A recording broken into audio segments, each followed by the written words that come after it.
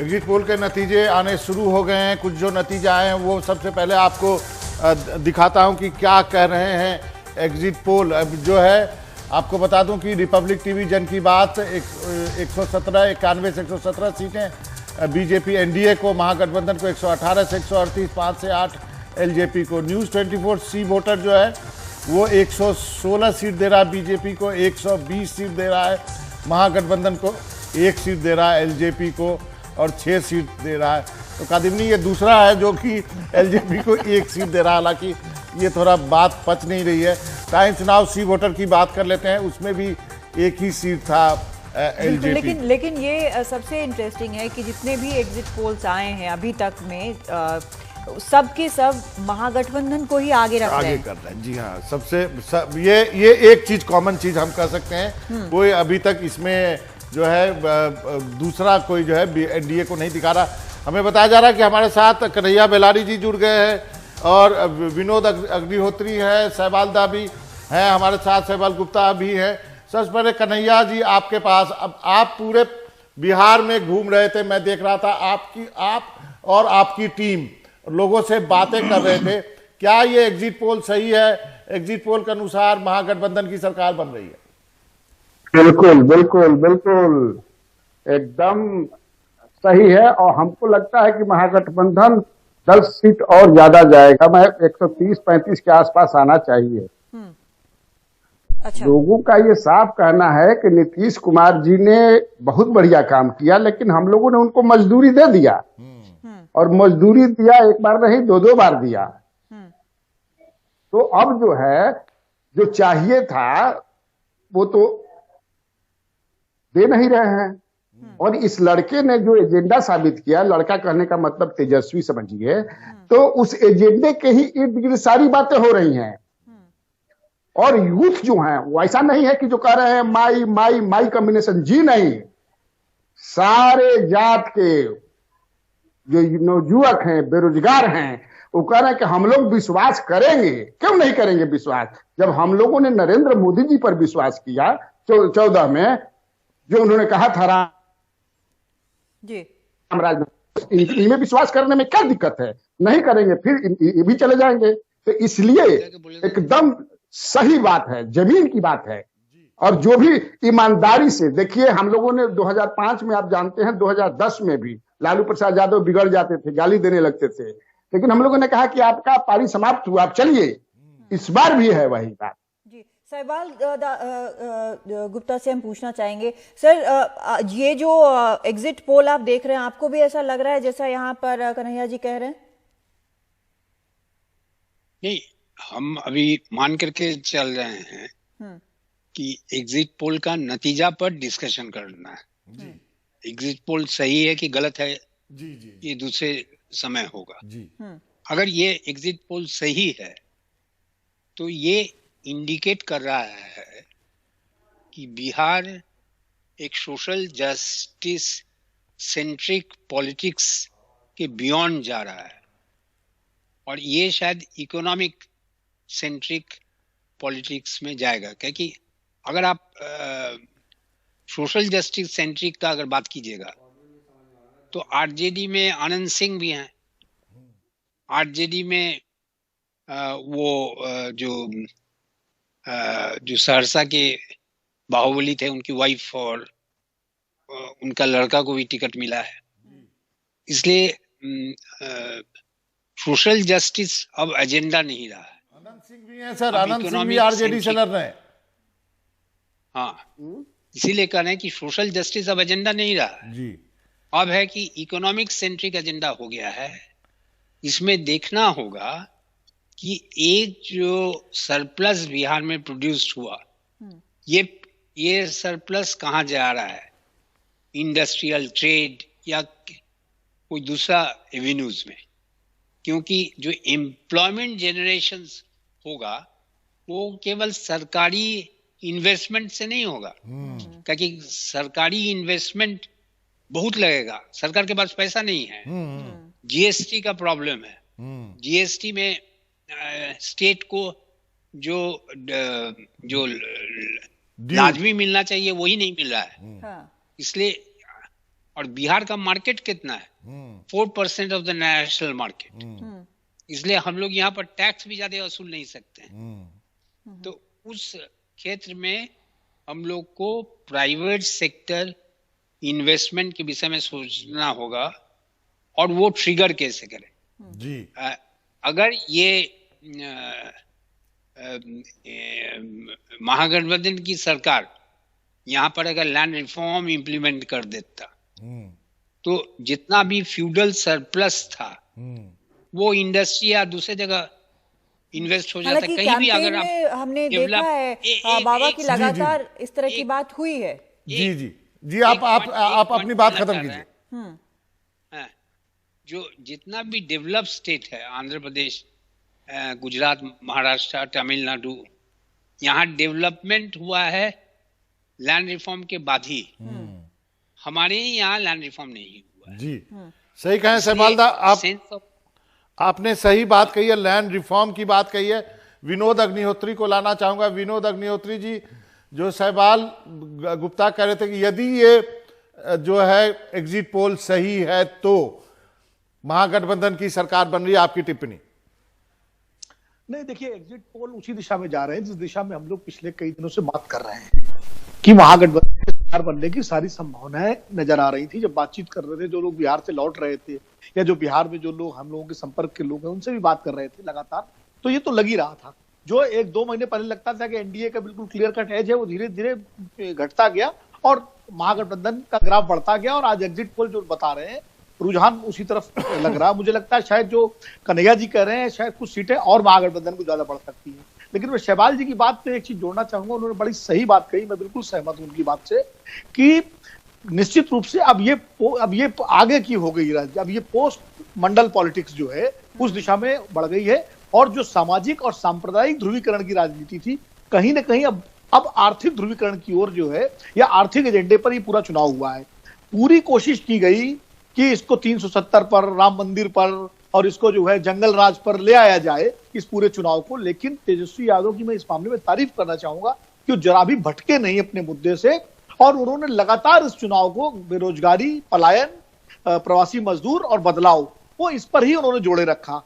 तो निश्चित रूप से ये एक तरह से बिहार की राजनीति ही नहीं, कि देश की राजनीति जो आने वाले दिनों में है उसमें भी ये रिफ्लेक्शन होगा कि आर्थिक सवाल जो है उसमें सर, जब आप आर्थिक यहाँ पर सोशल जस्टिस के बजाय इकोनॉमिक जस्टिस की बात कर रहे हैं, तो इसका हम ये भी मतलब समझें कि जो कास्ट फैक्टर की बात हमेशा बिहार में होती है, क्या हम ये समझें कि वो फिलहाल अब पीछे जा रहा है?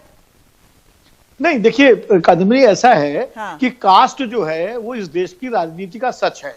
हाँ। वो 1952 के पहले चुनाव से लेकर आज तक जातीय ध्रुवीकरण तो होता ही होता है।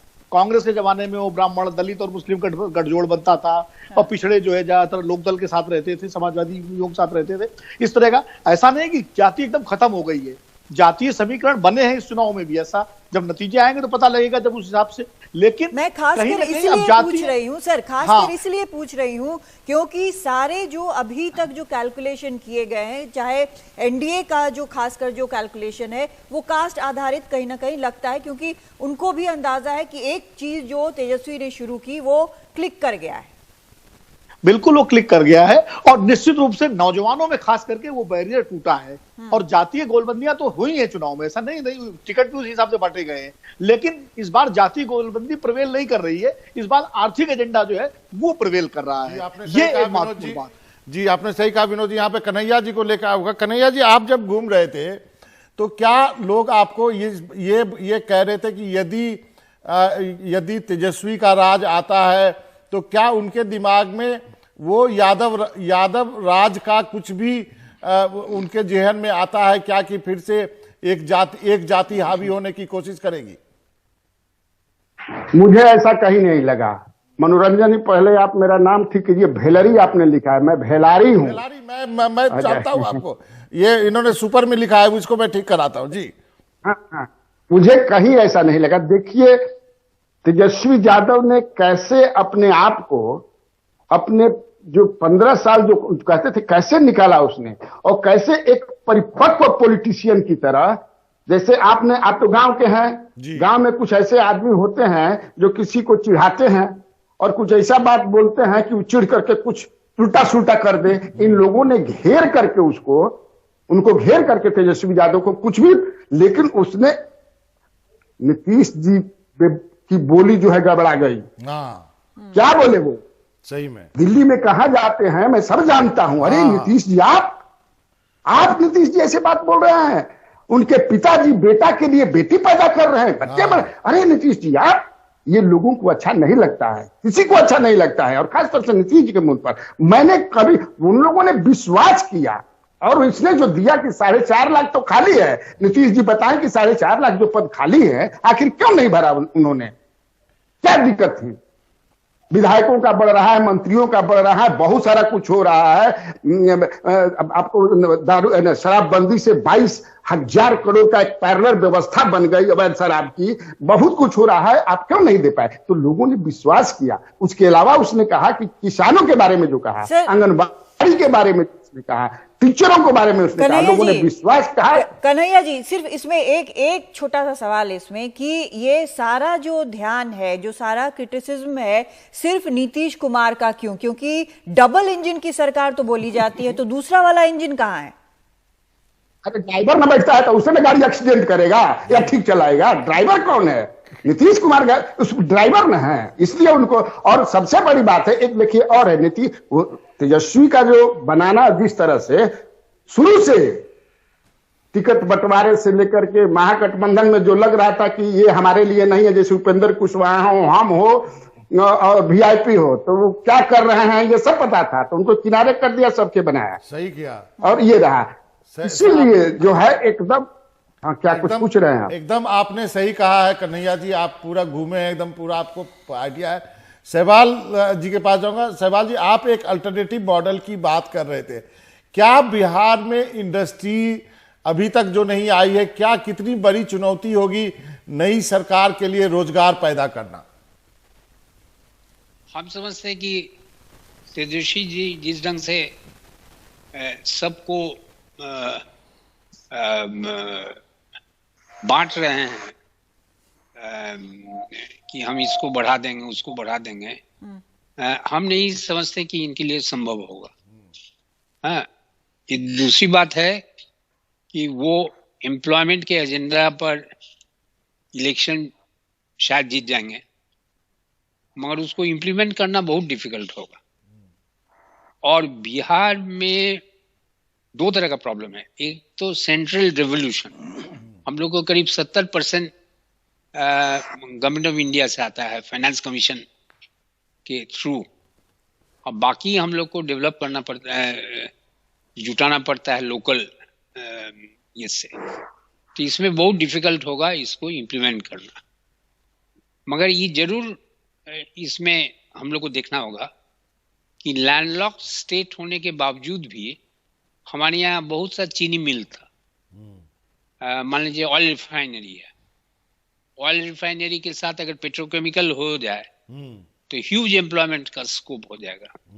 माने पेट्रोकेमिकल होने के लिए सेंट्रल गवर्नमेंट का सपोर्ट चाहिए। एफसीआई वहां पर फर्टिलाइजर कॉर्पोरेशन सुनते हैं कि फिर से शुरू हो रहा है, that will give some relief. मगर जिस ढंग से वो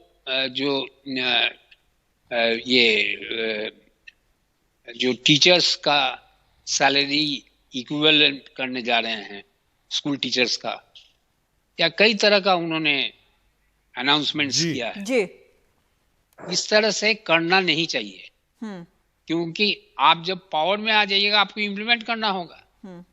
और जो स्थिति अभी नीतीश जी को हुआ है वो आपको फेस करना पड़ेगा।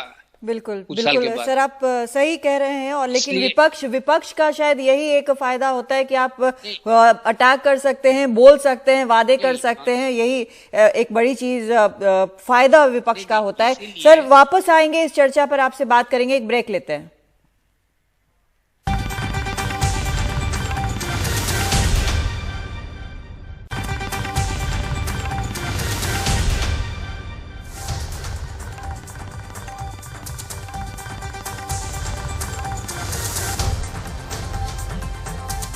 तो आप देख रहे हैं बिहार का दंगल, और जो एग्जिट पोल के नतीजे को यदि हम सच माने तो बिहार में जो है परिवर्तन होता दिखाई दे रहा है, और परिवर्तन जो है इसका मतलब ये है कि महागठबंधन की सरकार बन रही है। कन्हैया जी, आपके पास आना चाहूंगा। सबसे बड़ी चुनौती क्या देखते हैं तेजस्वी यादव के लिए आप? तेजस्वी यादव के लिए सबसे बड़ी चुनौती यह है कि जितना आश्वासन दिए हैं उसको कैसे पूरा करते हैं। हालांकि मुझे विश्वास है कि जो सलाहकार उनके हैं, सवाल गुप्ता जी भी जानते हैं कि मेन सलाहकार कौन है, मैं नाम बताना नहीं चाहूंगा, जो उनके चाणक्य हैं और वो कितना जानकार हैं। उनके भी मित्र हैं, नीतीश कुमार जी के भी मित्र हैं, यह नाम खोलना ठीक नहीं होगा। लेकिन एक चीज और बता दूं, जो जीत का श्रेय केवल तेजस्वी या जो इन्होंने किया वही नहीं है। जंगे मैदान में जब आदमी जाता है मनोरंजन जी, तो तैयारी होती है, रणनीति होती है, और यहाँ जो इनके दोस्त थे, जो साथ थे, वो साथ ही नहीं थे, वो साथ ही नहीं दे रहे थे। एक तरफ चिराग को खड़ा करा दिया, जी आप कहीं पीके की ओर तो नहीं इशारा कर रहे थे? नहीं नहीं नहीं, पीके के इशारा नहीं है। वो पूछिएगा आप सहबाल गुप्ता जी से, वो बता देंगे। उनके भी बड़े अच्छे मित्र हैं। अच्छा अच्छा। और वो अभी 70+ हैं। अच्छा। और बड़ा सलाहकार बढ़िया है, और जानकार भी बिहार के बारे में बढ़िया है। अच्छा। और उन्होंने मुझसे कहा है कि देखना कैसे हम लोग कर देंगे ये, जिस तरह से इसने बिहार को बर्बाद कर दिया। खैर वो अपना पॉलिटिकल बोलते हैं। तो मैं ये बता रहा था कि अभी तो नीतीश कुमार जो हैं एक ही कविता पढ़ रहे हुए, जानते हो कविता क्या है? वो पूरी आप समझते होंगे कि जिसे मैंने समझा था वो रानून का निकला, और जिसे मैं अपना समझा था वो प्यासा खून का निकला। अपने ही लोगों ने इनको जो है कहीं तालमेल था, बता दीजिए कहीं पर नहीं। लेकिन एग्जिट पोल को मैंने देखा है कि अधिकतर जो नेता हैं अब बहुत सीरियसली नहीं उसको लेते हैं। मनोरंजन, अगर मैं गलत हूं तो आप मुझे सही कर दें। आप सही कहते हैं। एग्जिट पोल पे आंख बंद कर महागठबंधन के जो भरोसा नहीं करना चाहिए, नहीं करना चाहिए। और क्योंकि ऐसा कई बार हुआ है कि नतीजे बहुत अलग निकले हैं, और जो कई बार ऐसा भी होता है कि एक जो कुछ अलग नतीजा देता है, बाकी सब वो अपने आप को करेक्ट करता है कुछ। जैसे यहाँ भी वेट हो रहा है, उसका भी नाम हमें ऑन एयर लेना ठीक नहीं है, हम लोग भी इसका वेट कर रहे हैं। हाँ, बिल्कुल। सहबाल जी, कन्हैया बेलारी जी ने एक नाम लेने से बोला कि आप सहबाल जी से पूछ लीजिए। सबसे बड़ी चुनौती आपने कुछ गिनाई तेजस्वी की, क्या आपको लगता है ये प्रॉमिस जो किए हैं वो कर पाएंगे पूरा? हमको लगता है बहुत डिफिकल्ट। दो तरह का प्रॉमिस होता है। एक होता है जहां फाइनेंस इन्वॉल्व मिलेगा, स्टेट से मिलेगा कि सेंटर से मिलेगा। अगर महागठबंधन की सरकार होती है तो सेंटर और हॉस्टाइल बिल्कुल पैसा जो जीएसटी का वही हम लोग को नहीं मिल रहा है। और दूसरा होता है कि non financial, social changes, entrepreneurship development, इन सब चीज में वो आगे बढ़ा सकते हैं। जैसे हमारे यहाँ मिल्क कैपिटलिज्म हो सकता है, ब्रिक कैपिटलिज्म हो सकता है, जो large scale private sector investment हो सकता है, एंटरप्रेन्योरशिप हो सकता है, जिसको हम लोग कहते हैं बॉटम अप कैपिटलिज्म। क्या कि बिहार को में आप समझ लीजिए, बिहार को गवर्न करना बहुत मुश्किल है। It is not a enforcement centric state. South India या दूसरे जगह आप जाइएगा, वो एनफोर्समेंट सेंट्रिक स्टेट है। वहां कोई लॉ बना दीजिए, कोई रूल बना दीजिए, लोग अपने आप उसको फॉलो करता है। हमारे यहाँ रूल ब्रेक करना ही मैनलीनेस का परिचय है। तो यहाँ गवर्न करना बहुत मुश्किल है। सर, मैं इसलिए जो सहबाल जी, इसमें मैं एक इंटरवेंशन करना चाहती हूँ, एक सवाल पूछना चाहती हूँ कि पिछले 5 साल का जो नीतीश कुमार का हिसाब किताब है, आपने कहा कि सेंटर और पार्टी जो है अलग अलग रहेंगे तो हॉस्टाइल हो जाता है, गवर्न करना या पैसे लेना मुश्किल हो जाता है। लेकिन पिछले 5 साल में कई ऐसे भी वाकया आए हैं जहां कहा जा रहा है कि नीतीश कुमार ने स्पेंड नहीं किया। नहीं, नीतीश कुमार नरेंद्र मोदी जी मुख्यमंत्री थे तो अगर आप सरकार रही है उनका डेवलपमेंट खुद है। हाँ नहीं, एक सेकंड जी अगर जी नीतीश सहवाल जी जो आइसोलेटेड कुछ पैसा मिल गया हाँ उसको नहीं स्पेंड कर सके वो दूसरा प्रॉब्लम होगा, मगर जिससे बिहार का एनेबलिंग होता वो था स्पेशल कैटेगरी स्टेटस।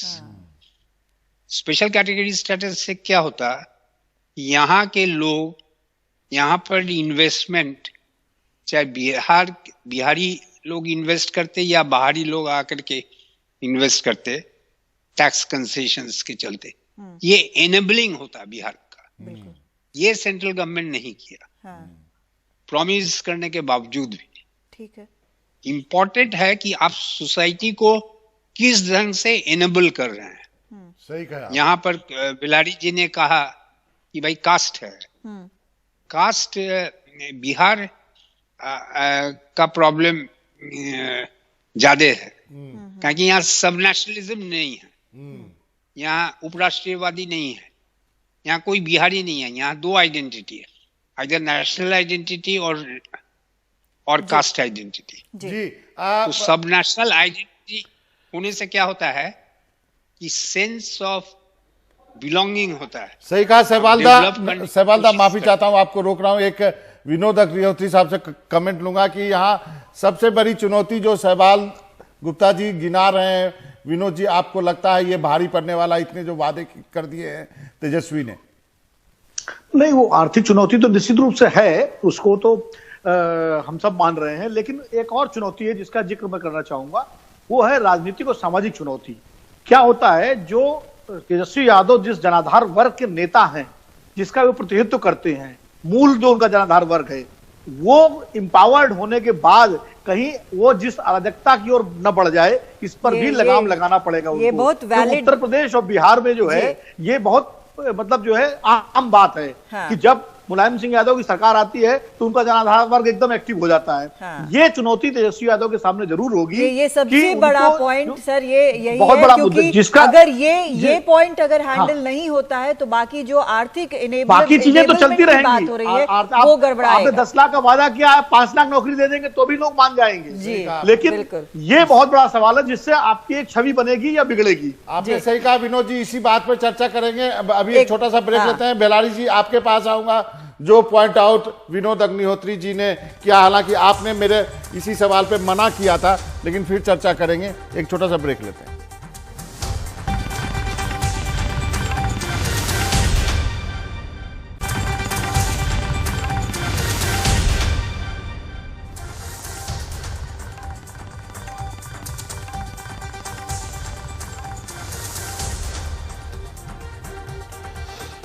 हमारे सारे मेहमान साथ में बने हुए हैं। मैं यहाँ पर कन्हैया जी से पूछना चाहूंगी कि जिस तरह से एक फैक्टर जो एलजेपी का है वो बड़ा इंटरेस्टिंग फैक्टर है, एक एग्जिट पोल के अलावा दोनों में उसे 5 से 8 के करीब सीटें दी जा रही है। आप किस तरह से इसको देख रहे हैं? लगता है कि उसको 4-5 से ज्यादा नहीं मिलेगा। हाँ। लेकिन नहीं कन्हैया जी, सवाल ये नहीं है कन्हैया जी, सवाल ये है कि भले ही वो अच्छा ना कर रहा हो, लेकिन क्या उसने जेडीयू को डुबा दिया है? आप एक है ना कि ना खेलब ना खेले देव, खेले में बिगाड़ देव, तो खेल में बिगाड़ दिया, खेल ही बिगाड़ दिया, पूरा खेल बिगाड़ दिया। उसको नीतीश कुमार सीरियसली नहीं लिए। अगर नीतीश कुमार अगर चाहते तो उसको 42 मांग रहा था, चिराग पासवान मांग रहे थे, 35 पर मान सकते थे वो। लेकिन इन्होंने तो कह दिया कि वो हेडेक है भाजपा का, भाजपा समझे, हम नहीं देने वाले हैं। और जिस तरह से भाजपा के छाती पर चढ़ करके 17 गो सीट लिए लोकसभा में, तो आप क्या समझे हैं? थाली फेंकना, पैसा बांध का लौटाना, छाती पर चढ़ के फिर मिलना, फिर अपने अनुसार भाजपा को चलाना। तो भाजपा भी तो पार्टी है ना, वो भी अपना सोची होगी कि चुन चुन के बदला लेंगे। लिए बदला सारे तरफ से। नीतीश कुमार हराव था, महागठबंधन के तो तरफ से था ही, भाजपा के तरफ से अंदरूनी था, और लोजपा के तरफ, लोजपा भी अंदर अंदर सब जो है नीतीश हराओ नीतीश हराओ। अब ये 2-1 लोग दे रहे हैं कि जो लोग जमात है उनकी, वो क्या करेगी, उसको संभालना बड़ा मुश्किल होगा। 50 साल के इनका राजनीतिक करियर है, वो जानते हैं जमात कि थोड़ा सा इधर करे। इस बार जो गए ना तो हवा में उड़ जाते रह जाएंगे, फिर लौटबो नहीं करेंगे। और तीसरी बात मैं कह रहा हूं कि जो लोग कह रहे हैं कि जो भीड़ आती थी वो माई का भीड़ था, माई का। मैं बेगूसराय में उनका मीटिंग देखा, मैंने भूमिहार लड़कों से मिला, राजपूत लड़कों से मिला, पर दीवाना थे एकदम। और दूसरी बात इनके कह रहे हैं कि महिलाएं बड़ी आती थी, नीतीश जी में महिलाएं बहुत आती थी। वो कौन महिला थी? जीविका की दीदी थी सब। जीविका का बिहार में 10 लाख स्वयंसेवक से समूह है, 10 लाख, वो सब जुटाया जाता था। अरे बात समझिए ना, तो आप आर्टिफिशियल तरीके से तेजस्वी में जो भीड़ जुटती थी, आपका मूड देखे थे, बॉडी लैंग्वेज देखे थे एकदम, मैंने जिस तरह से नरेंद्र मोदी का 14 में था, बदल देना है, हटा दे, वही भीड़ थी जी, वही मूड था। विनोद जी जो बात कन्हैया बेलारी कर रहे हैं कि चिराग जो है वो ना खेल बिगाड़ दिया है, यदि रख लेते अपने साथ तो आज अच्छी स्थिति में रहते। निश्चित रूप से विनोद जी से कन्हैया जी, विनोद जी निश्चित रूप से अगर चिराग पासवान को हैंडल कर लेते नीतीश कुमार, वो सही कह रहे हैं कि 35 सीट पे मान जाते वो, तो एक तो कोहेसिवनेस बनती कि भाई एनडीए एकजुट है, जैसे लोकसभा चुनाव में एकजुट था। और उसके अलावा जो चिराग पासवान ने एकदम गंगा जल उठा करके कसम खा ली एक तरह से कि हमें जेडीयू को हराना है, तो हर जगह जो उन्होंने उम्मीदवार खड़े किए, उसका नतीजा ये हुआ कि मतलब चिराग पासवान की कितनी सीटें आती हैं, 2 आती हैं, 5 आती हैं, 3 आती हैं, वो इंपॉर्टेंट नहीं है। महत्वपूर्ण ये है कि नीतीश कुमार कितना नीचे जाते हैं। और निश्चित रूप से इसके पीछे बीजेपी के रणनीतिकारों का तो वरदस्त था ही। अगर वो ना होता तो चिराग पासवान की इतनी हिम्मत नहीं थी कि वो इतना बड़ा कदम उठा लेते और एनडीए में भी बने रहते। दोनों चीजें एक साथ नहीं, ये पूरी एक सोची समझी रणनीति थी, क्योंकि नीतीश कुमार से बीजेपी भी मुक्ति पाना चाहती है। बीजेपी बिहार में अपना नेतृत्व विकसित करना चाहती है। बीजेपी को बहुत हो गया, 15 साल ढो लिया उसने नीतीश कुमार को अपने कंधों पर बिठाकर। तो कन्हैया जी, क्या बीजेपी अब सीनियर पार्टनर हो गई बिहार में? क्या हम मान लें? मनोरंजन जी, राम केवल कह देते कि अपना ही घर मत जलाओ, मान जाता है हनुमान। कभी कहे राम, इससे आपको नहीं पता चलता है। राम ने एक शब्द भी नहीं कहा अपने हनुमान के लिए। यही कहते थे कि छाती फाड़ेंगे तो मोदी जी राम है मेरे। इतना कंट्राडिक्शन है जहां, तो अब नीतीश जी को जीतने का कहां सवाल है? एंटी कंपेंसी तो थी ही। चलिए, मेरे पास समय नहीं है, सहवाल जी के पास में जाना चाहती हूँ। सर, आपने कहा कि आर्थिक जो वादे किए हैं यहाँ पर तेजस्वी ने, वो सबसे बड़ी समस्या उनके बनेंगे, लेकिन वही उनका टिकट टू विक्ट्री भी है। उसके अलावा क्या 2 या 3 ऐसी चुनौतियां आप बता दें अगर संक्षिप्त में? नहीं, एक तो सोशल कोहेजन बरकरार करना बहुत जरूरी है। किसी ने अभी मेंशन किया कि बिहार में अगर कोई पर्टिकुलर कास्ट का चीफ मिनिस्टर बन जाता है तो वो कास्ट मसल फ्लेक्सिंग शुरू कर देता है। या चीफ मिनिस्टर छोड़िए ना, अगर कोई डीजीपी ही बनता है या एसपी ही बनता है या डीएम बनता है तो उस कास्ट का लोग उस डिस्ट्रिक्ट में अपने आप को डिस्ट्रिक्ट मैजिस्ट्रेट समझने लगते हैं। ये जो चेंज है इसको करना होगा, क्योंकि साउथ इंडिया में भी जो सोशल मूवमेंट हुआ वो फॉलो किया कल्चरल मूवमेंट में। वो फॉलो किया एजुकेशन में। वहां पर एक तरह का बॉटम अप रेनेसां आया जी। हमारे यहाँ ये चीज नहीं आया है। तो तेजस्वी जी यंग हैं, उनका कॉग्निटिव वर्ल्ड लालू जी से बहुत बड़ा है और उनके जो एडवाइजर्स हैं, जो क्लोज एडवाइजर्स हैं, उनका भी वर्ल्ड बहुत बड़ा।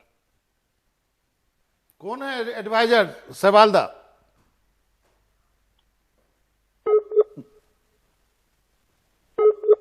वो उन तक आवाज नहीं पहुंच रही है, लेकिन निश्चित तौर पर चुनौतियां बड़ी हैं। अगर एग्जिट पोल ये सही साबित होता है, चुनौतियां बड़ी हैं, लेकिन खैर चुनौतियों के बिना किस तरह से राजनीति कर सकता है कोई भी, ये समझने वाली बात है।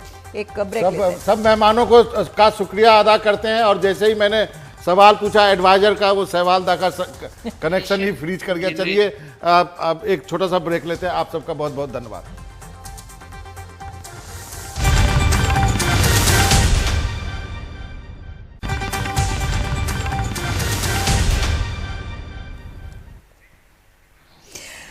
मनोरंजन, जो अभी पोल ऑफ पोल्स हम दिखा रहे हैं और जो लगातार आ रहा है, ये इंटरेस्टिंग किस सेंस में आपको लग रहा है? क्योंकि सब जो हैं, हम जो सुनते आए हैं एक ग्राउंड से, वो अलग बात है। जो नेता दोनों कह रहे हैं, वो भी 15 साल रूल कर चुके हैं, वो भी अलग कह रहे हैं। एग्जिट पोल कुछ और कह रहा है। जी हाँ, एग्जिट पोल जो है मुझे लगता है बहुत ही सावधानी बरत रहा है। हाँ। एग्जिट पोल को या तो अपने आंकड़े पर भरोसा नहीं है, या तो आंकड़े, यदि ग्राउंड रिपोर्ट जो हम देखें उसके अनुसार लैंडस्लाइड विक्ट्री होनी चाहिए। जो भीड़ भी है, जो हमारे रिपोर्टर भी बोले, वो नंबर दिख नहीं रहा है। नंबर एकदम आमने सामने है, 116, 120, ये कोई नंबर नहीं है। दूसरा में 119 और 138, ये भी कोई नंबर नहीं है। दूसरा जो ये जो एग्जिट पोल में वो है कि क्या एलजेपी खत्म हो जाएगी। हाँ। क्योंकि यदि एलजेपी 10 सीट नहीं लाती है, हाँ, तो एलजेपी पर वो संकट के बादल है। दूसरा, तीसरी बात है कि ये संकट के बादल सिर्फ बिहार में ही नहीं बल्कि सेंटर पर भी होगा। सेंटर पर भी होगा, और असर पड़ेगा क्या उनको मंत्रिमंडल में जगह मिलेगी, ये बहुत बड़ी बात है। हो सकता है मिले, क्योंकि सांसद 6 है। और दूसरा, क्या एलजेपी डूबी तो जेडीयू को भी लेके डूबी, ये 3-4 चीजें। बिल्कुल, ये बड़े अहम फैक्टर्स हैं जिनको दिमाग में रखना इस वक्त बेहद जरूरी है। हालांकि याद रखना चाहिए कि ये सिर्फ एग्जिट पोल है, ये नतीजा नहीं है, वो 10 को आएगा। एक ब्रेक लेते हैं।